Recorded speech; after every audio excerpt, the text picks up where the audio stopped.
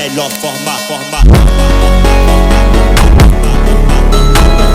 Ngayong araw nga ay may dinala nga sa atin dito na Lexi na 155 nga. Sabi nga nung may kanya ay masyado daw nakaangat nga yung harapan nito, kaya nga ipapamagic lowered niya daw at dito nga daw niya napili na magpagawa sa atin dahil nga daw napakapogi ng mga gumagawa dito, hindi kagaya sa may ibang shop. Sa sobrang bago nga nung motor niya ay sabi nga nung may kanya hindi daw siya komportable kasi nga dating naka NMAX nga yung may kanya nga nito, kaya nga hindi siya sanay sa harapan nga nung Lexi kasi nga masyado nga nakalitaw yung fork nito. Pa nga nung may kanya ay ibaba daw namin sa sakto lang na baba yung may play pa rin, yung maganda pa rin yung play niya kasi nga pinang-daily use niya nga itong motor na to at pinambibili niya nga, pinampapalengke niya palagi araw-araw. Kaya nga sinimulan na nga kagad ni GM na tanggalin nga yung fork ng motor na to para nga masimulan na kagad namin at makalas na. Yung size nga nito ay parang sa mga version 2 saka version 1 nga na Aerox, manipis pa rin yung fork nito sa may harap.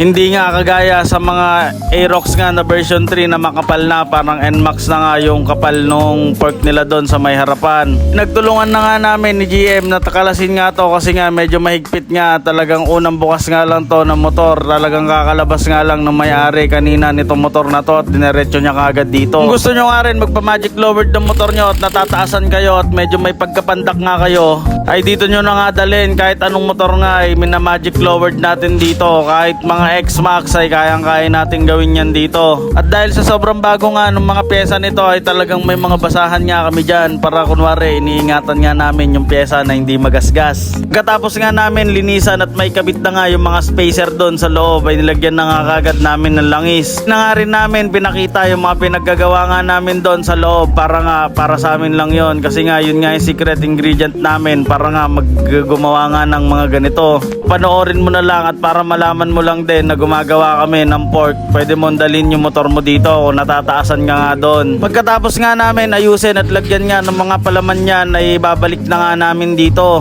Bali yung nagbago nga pala dyan ay binaba nga namin siya ng tag 1 inch nga yan ng kabilaan kasi konting-konti lang naman yung gusto nung may kanya na ibaba, pero pwede pa naman laliman kung gusto mo rin. Saka pag nagpa-magic lowered ka, titigas lang naman ng konti yan pero hindi matagtag, hindi kagaya sa stock na sobrang lambot kaya parang matagtag siya kapag tumatakbo yung motor mo.